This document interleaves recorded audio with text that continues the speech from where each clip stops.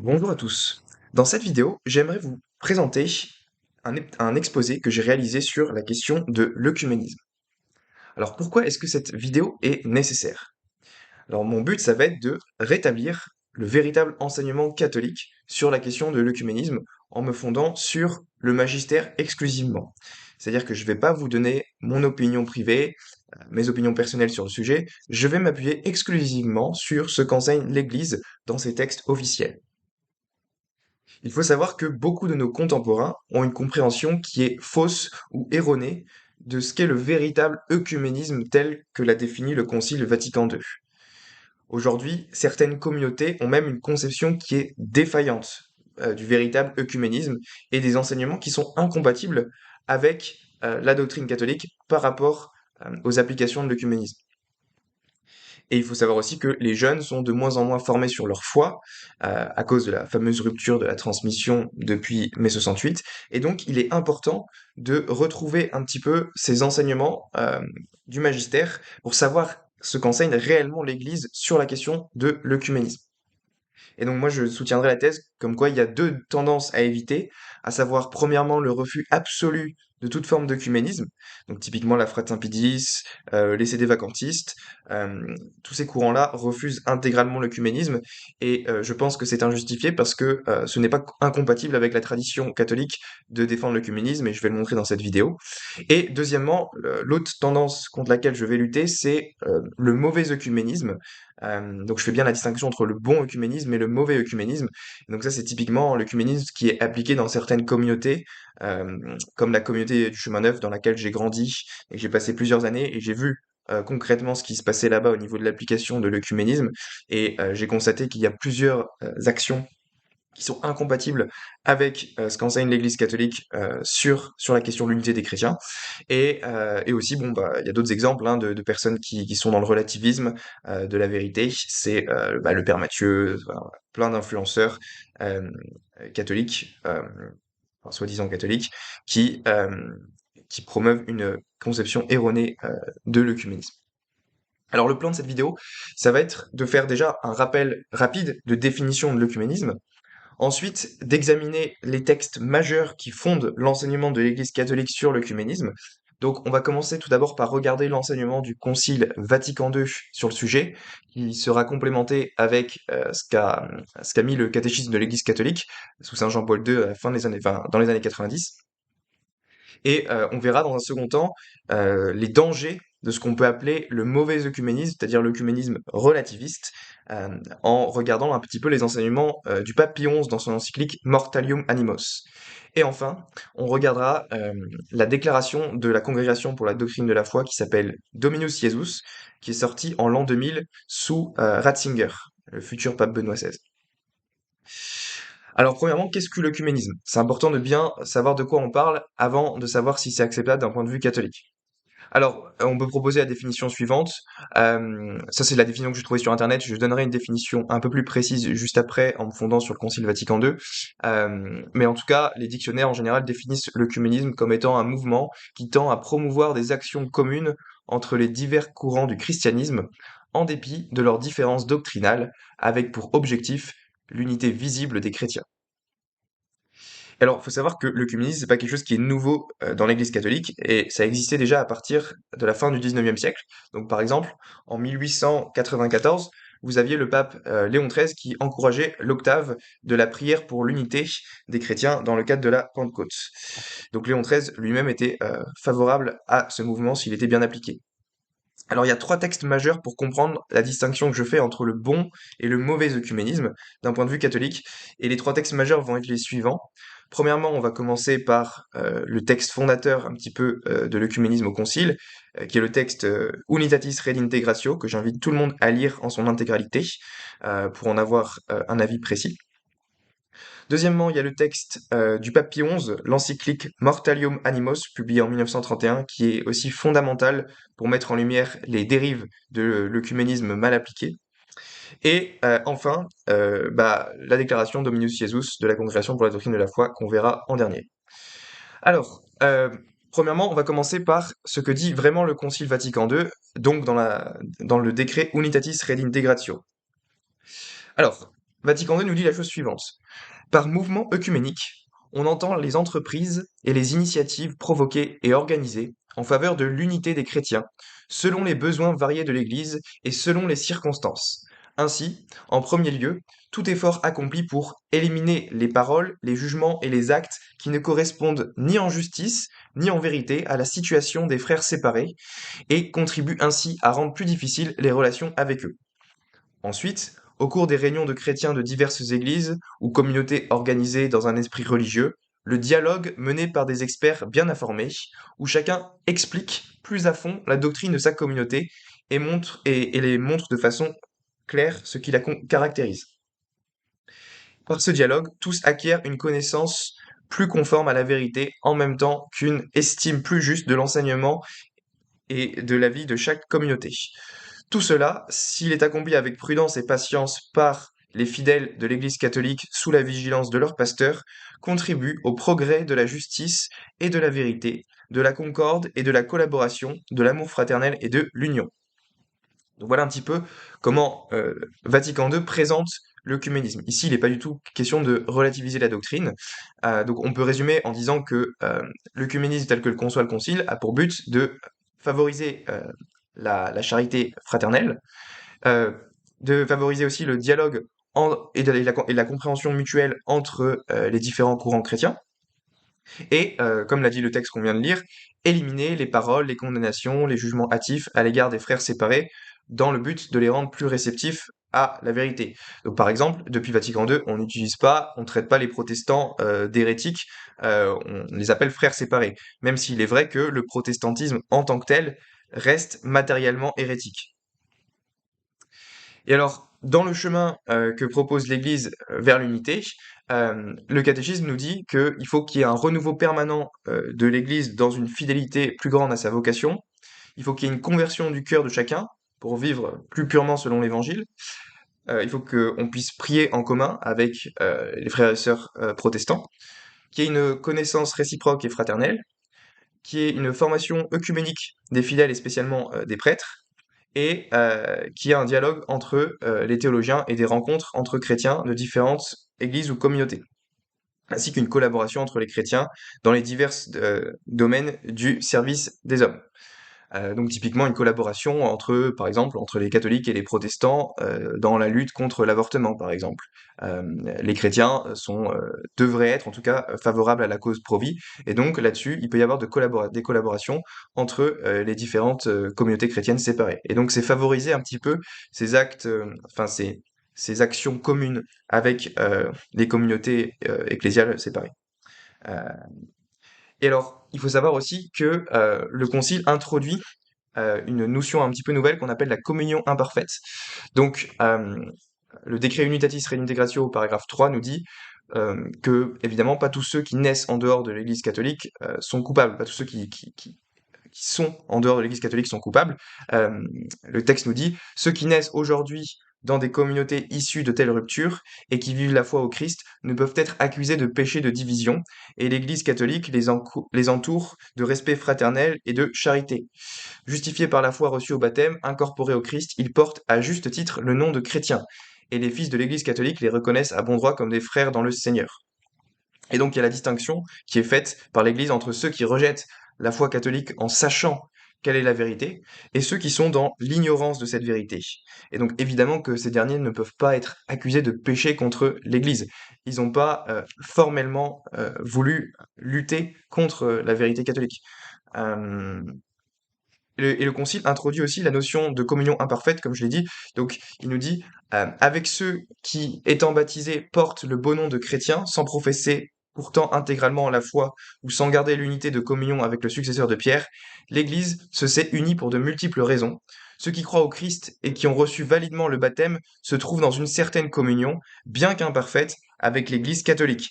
Avec les églises orthodoxes, cette communion est si profonde qu'il lui manque bien peu pour qu'elle atteigne la plénitude, autorisant une célébration commune de l'Eucharistie du Seigneur. Donc il y a cette notion de communion imparfaite, c'est-à-dire qu'il y a des gens qui sont plus ou moins éloignés de l'Église de par leur doctrine. Donc évidemment qu'on est plus proche avec les orthodoxes qu'avec les protestants. Et alors, l'œcuménisme, tel que le définit le Concile, consiste aussi à d'abord chercher à reconnaître ce qu'il y a de bon chez l'autre sans nier la vérité catholique pour autant. Donc, le Concile nous dit la chose suivante.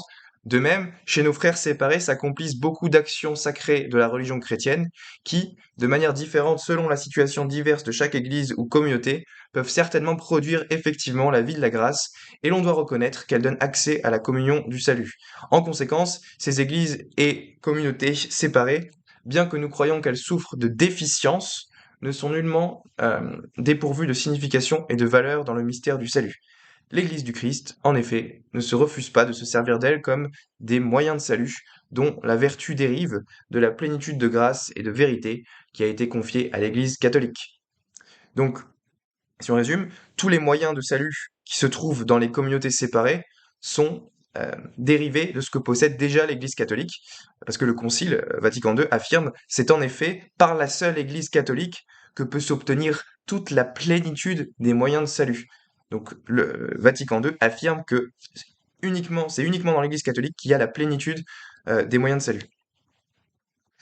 Et alors, il n'y a pas non plus de changement sur le dogme hors de l'Église point de salut. Il faut savoir que l'Église a toujours enseigné, à travers ces 2000 ans d'histoire, qu'il n'y avait pas de salut en dehors de l'Église catholique. C'est une phrase qui est un peu mal comprise, parce que, on va le voir juste après, ça ne veut pas dire que tous ceux qui meurent en dehors de l'Église visible sont forcément damnés. On va voir un petit peu ce que ça veut dire. Mais en tout cas, on peut déjà faire remarquer que Vatican II n'a pas changé la doctrine hors de l'Église point de salut, mais en a donné une interprétation authentique, une interprétation juste.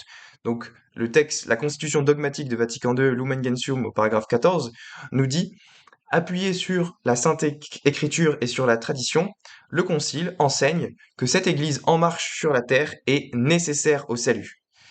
Ceux qui refuseraient soit d'entrer dans l'Église catholique, soit d'y persévérer alors qu'ils la sauraient fondée de Dieu par Jésus-Christ comme nécessaire, ceux-là ne pourraient pas être sauvés. En revanche, et là le Concile nuance deux paragraphes plus loin en disant ceux qui, sans faute de leur part, ignorent l'évangile du Christ et son Église, mais qui cherchent pourtant Dieu d'un cœur sincère et s'efforcent sous l'influence de sa grâce d'agir de façon à accomplir sa volonté telle que leur conscience la leur révèle et la leur dicte, ceux-là peuvent arriver au salut éternel. Donc il faut trois conditions pour être sauvé en dehors de l'Église visible, d'après le paragraphe 16 de Lumen Gentium. Il faut ignorer le Christ et son Église catholique pour de vraies raisons, chercher Dieu d'un cœur sincère, et suivre la voie de sa conscience dans une recherche authentique de la vérité. Donc voilà, donc qu'est-ce que veut dire l'Église lorsqu'elle affirme qu'il n'y a pas de salut en dehors d'elle? Eh ben, quand on parle de nécessité d'appartenance à l'Église catholique pour être sauvé, on peut distinguer ce que les théologiens appellent l'appartenance réelle, donc l'appartenance in re, et l'appartenance de désir, donc in voto en latin.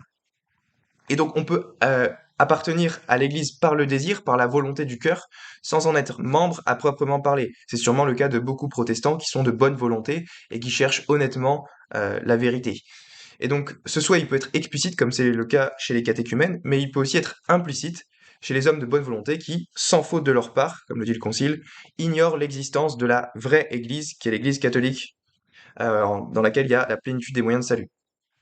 Et donc, tous ces hommes de bonne volonté appartiennent à l'Église catholique de manière implicite. Et donc, on peut dire que c'est un protestant, s'il est sauvé, il sera sauvé par son appartenance implicite à l'Église catholique, en dehors de laquelle il n'y a pas de salut, même s'il l'ignore, évidemment.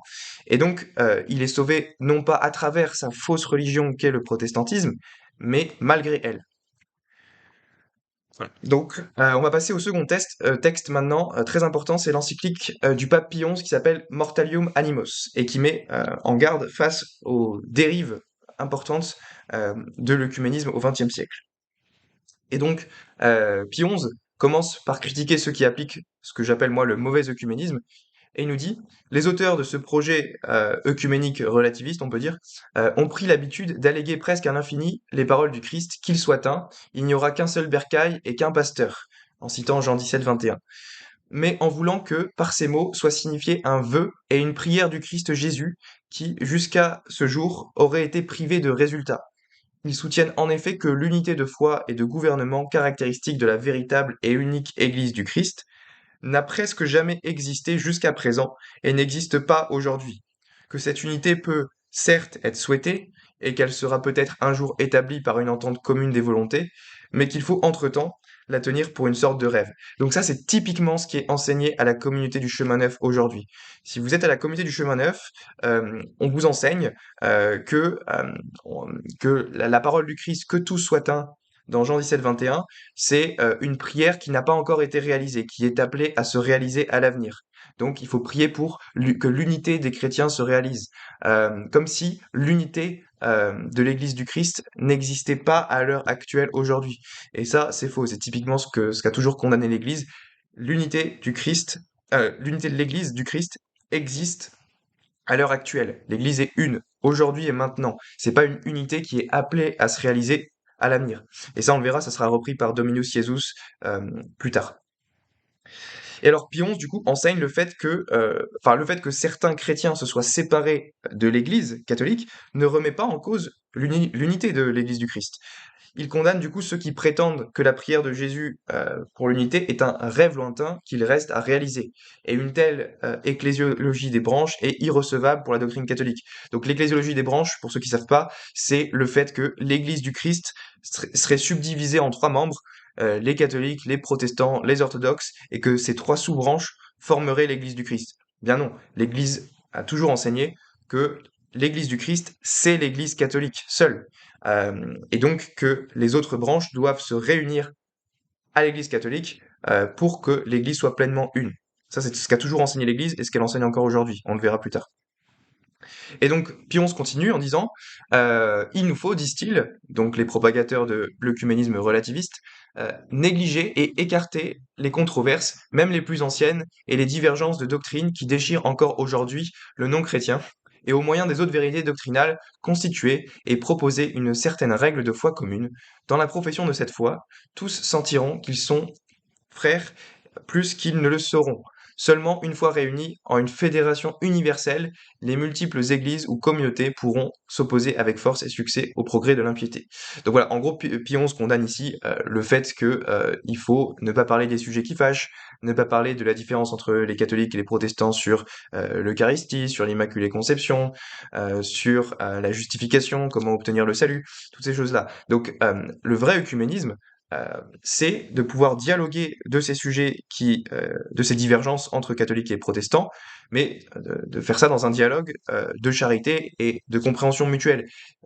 Le but de l'œcuménisme, c'est pas de négliger et écarter les controverses en disant oh bah finalement nous avons la même foi donc c'est pas très important. Non, ça c'est typiquement condamné par Pie XI.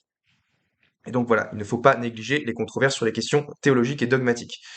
Vouloir promouvoir l'unité de l'Église est une bonne intention, mais une véritable unité ne peut pas être réalisée sans la vérité. Et donc Pie XI poursuit en nous disant, il est vrai, ces pans-chrétiens, donc les propagateurs de l'œcuménisme relativiste, ils les appellent les pans-chrétiens, qui cherchent à fédérer les églises, semblent poursuivre le très noble dessein de promouvoir la charité entre tous les chrétiens. Mais comment la charité pourrait-elle tourner au détriment de la foi? C'est pourquoi, puisque la charité a pour fondement une foi intègre et sincère, c'est l'unité de foi qui doit être le lien principal unissant les disciples du Christ. Et du coup, Pie XI nous dit que le seul moyen de réaliser l'unité de l'Église est à travers un magistère unique. Donc, l'encyclique poursuit en disant, en vérité, nous ne savons pas comment, à travers une si grande divergence d'opinion, la voie vers l'unité de l'Église pourrait être ouverte, quand cette unité ne peut naître que d'un magistère unique, d'une règle unique de foi et d'une même croyance des chrétiens. Nous savons très bien que par là, une étape est facilement franchie vers la négligence de la religion ou l'indifférentisme et vers ce que l'on nomme le modernisme, dont les malheureuses victimes soutiennent que la vérité des dogmes n'est pas absolue, mais relative, c'est-à-dire qu'elle s'adapte aux besoins changeants des époques et des lieux et aux diverses tendances des esprits, puisqu'elle n'est pas contenue dans la révélation immuable, mais qu'elle est de nature à s'accommoder à la vie des hommes. Et donc, Pie XI rappelle aussi que c'est interdit de hiérarchiser l'importance des dogmes et de considérer qu'il y aurait des dogmes qui seraient non fondamentaux, donc des dogmes qui seraient pas très importants à croire pour les protestants.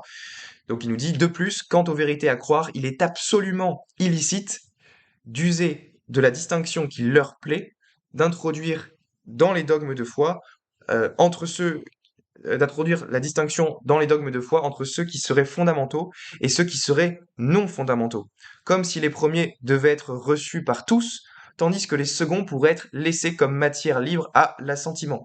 Et donc Pion se rappelle bien que on peut pas le dire que oui bon il y a des dogmes qui sont pas très importants et que chacun est libre d'y adhérer ou non. C'est pas très grave si les protestants n'adhèrent pas à l'Immaculée Conception ou à l'Assomption ou des choses comme ça. Non non non. Pie XI refuse le fait de hiérarchiser ces vérités à croire et il affirme que il est le devoir de tout chrétien de croire ces vérités, que c'est pas, ça doit pas juste être laissé euh, comme une opinion libre.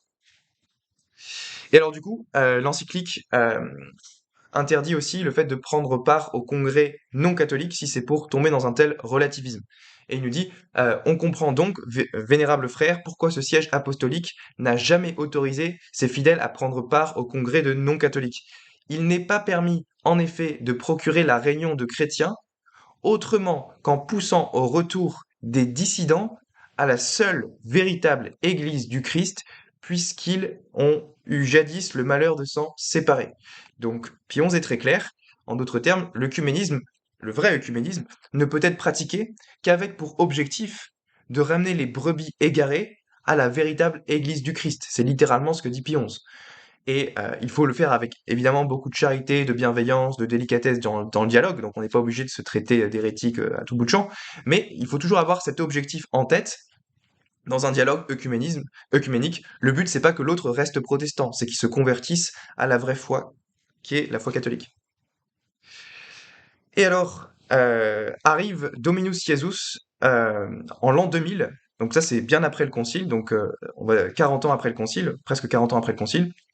Et on a vu un petit peu l'application concrète de l'œcuménisme après le concile, et il faut dire que c'était pas glorieux et que les applications de l'œcuménisme après le concile n'ont pas respecté ce que disaient les textes, et beaucoup étaient tombés dans le relativisme. Donc le but de ce document, c'était de réagir à une mauvaise application de l'œcuménisme après le concile, qui a conduit à un véritable relativisme doctrinal. Donc on n'incitait plus euh, les protestants à la conversion, on avait adhéré à l'hérésie selon laquelle l'Église catholique ne serait plus nécessaire au salut. Pourtant, c'est rappelé dans Vatican II que c'est le cas, dans Lumen Gentium 14, comme on l'a vu. Et donc ça, c'est typiquement ce qui est enseigné au chemin neuf. Dans la communauté du chemin neuf, on n'incite pas à la conversion des protestants. On leur dit que c'est pas grave que qu'ils restent dans leur protestantisme, et on nie aussi en pratique que l'Église catholique serait nécessaire au salut. Alors que c'est rappelé dans Vatican II. Enfin, donc il y a vraiment une différence entre ce que disent les textes et l'application concrète, pratique aujourd'hui. Et donc c'est pour ça que Ratzinger, le futur Benoît XVI, a réagi en voyant toutes ces dérives. Et donc, voilà, la théorie des branches refait surface, est toujours enseignée aujourd'hui à la comité du chemin neuf, et la fameuse phrase du subsistitin du concile, je ne vais pas entrer dans les détails ici, mais avait été mal interprétée par les libéraux. Et donc, c'est pour toutes ces raisons que Ratzinger a décidé de faire un texte qui remet les choses en place. Il fallait que le Vatican intervienne pour remettre de l'ordre dans tout cela. Et donc, le texte commence en nous disant, au début, la déclaration reprend la doctrine enseignée dans les précédents documents du magistère pour proclamer à nouveau des vérités qui appartiennent au patrimoine de foi de l'Église. Ça peut pas être plus clair. Alors, qu'est-ce que nous dit le texte? Il nous dit, bah, le Concile Vatican II a voulu proclamer deux affirmations doctrinales. D'une part, que malgré les divisions entre chrétiens, l'Église du Christ continue à exister en plénitude dans la seule Église catholique, et que d'autre part, des éléments nombreux de sanctification et de vérité subsistent hors de ces structures, c'est-à-dire dans les communautés ecclésiales qui ne sont pas encore en pleine communion avec l'Église catholique. Mais il faut affirmer que de ces dernières, que leur force dérive de la plénitude de la grâce et de vérité qui a été confiée à l'Église catholique. Donc là, le texte est très clair. L'Église catholique seule a la plénitude de la vérité et les moyens de salut. Et évidemment, il faut reconnaître qu'il y a de nombreux éléments de sanctification qui existent en dehors de ces structures. Donc chez les protestants, par exemple, chez les protestants évangéliques, évidemment que l'Esprit Saint peut souffler chez les protestants évangéliques, faire des guérisons, enfin être présent dans la vie de ces chrétiens qui ont un cœur sincère. Mais les éléments de sanctification qui existent dans ces communautés séparées, eh bien, on affirme que leur force dérive de la plénitude de la grâce et de la vérité qui a été confiée à l'Église catholique. Donc en fait, tout ce qu'il y a de bon chez les protestants, chez les communautés séparées, en fait, ça vient de manière dérivée de l'Église catholique. C'est exactement ce que rappelle le texte. Et donc, le texte poursuit en faisant la distinction fondamentale entre les communautés qui ont gardé les sacrements et celles qui les ont rejetés. Et donc, le texte nous dit, il existe une unique Église du Christ qui subsiste dans l'Église catholique, gouvernée par le successeur de Pierre et les évêques en communion avec lui.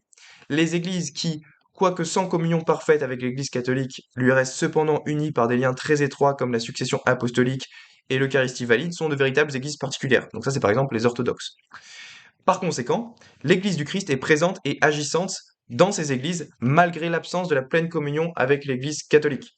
En revanche, les communautés ecclésiales qui n'ont pas conservé l'épiscopat valide et la substance authentique et intégrale du mystère eucharistique ne sont pas des églises au sens propre.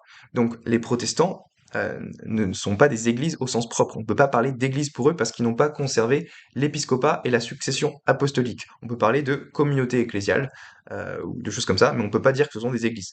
Et donc ça, quand ce texte a été sorti, je vous garantis que ça a fait réagir les mouvements œcuméniques relativistes assez fort. Et c'était très courageux de la part de Ratzinger d'oser sortir cela à cette époque.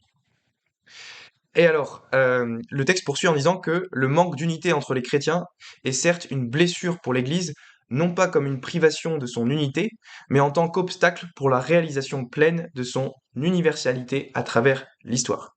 Donc là, évidemment, Ratzinger a en tête la fausse doctrine qui est proclamée dans la communauté du chemin neuf, comme quoi quand le Christ dit dans Jean 17, 21 que tout soit un, ça serait une prière qui serait à réaliser à l'avenir, et c'est pas du tout le cas. L'Église existe pleinement aujourd'hui. Il n'y a pas une privation de son unité, juste parce qu'il y a quelques chrétiens qui en sont séparés. Et donc le fait que certaines brebis se soient égarées de la vraie Église n'enlève rien à l'unité de l'Église du Christ. Par exemple, je prends l'analogie avec les photos sur la gauche, si un mouton se sépare d'un troupeau, eh ben, ce n'est pas pour autant que le troupeau n'est plus uni. Si vous avez un mouton qui quitte le troupeau, bah, le troupeau, il reste un. Et donc, de la même manière, si vous avez des personnes qui quittent la véritable Église du Christ, donc qui deviennent protestants ou orthodoxes, eh ben, ça ne remet pas en cause le fait que que la véritable Église du Christ est une, et que c'est l'Église catholique. Voilà, et donc il y a une condamnation aussi du mauvais œcuménisme dans Dominus Jesus, et donc Ratzinger nous dit aussi, n'est-il pas permis aux fidèles d'imaginer que l'Église du Christ soit simplement un ensemble, divisé certes, mais conservant encore quelque unité, d'églises et de communautés ecclésiales. Ils n'ont pas le droit de tenir que cette Église du Christ ne subsiste plus nulle part aujourd'hui, de sorte qu'il faille la tenir seulement pour une fin à rechercher par toutes les églises en commun. En effet, les éléments de cette Église déjà donnée existent unis dans toute leur plénitude dans l'Église catholique et sans cette plénitude dans les autres communautés. Donc voilà, l'Église du Christ, elle n'est pas subdivisée en trois membres. L'unité de l'Église du Christ, elle existe toujours aujourd'hui.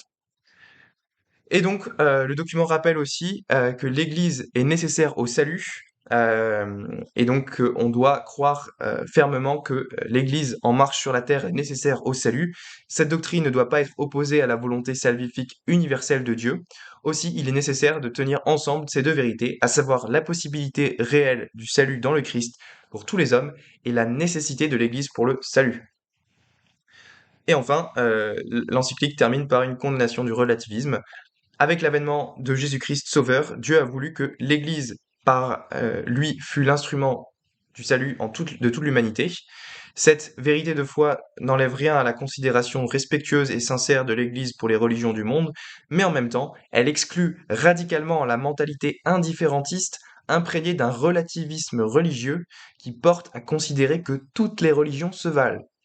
S'il est vrai que les adeptes d'autres religions peuvent recevoir la grâce divine, il n'est pas moins certain qu'objectivement, ils se trouvent dans une situation de grave indigence par rapport à ceux qui, dans l'Église, ont la plénitude des moyens de salut. Cette dernière phrase est fondamentale et elle condamne d'un seul coup tout le relativisme ambiant à cette époque et encore aujourd'hui.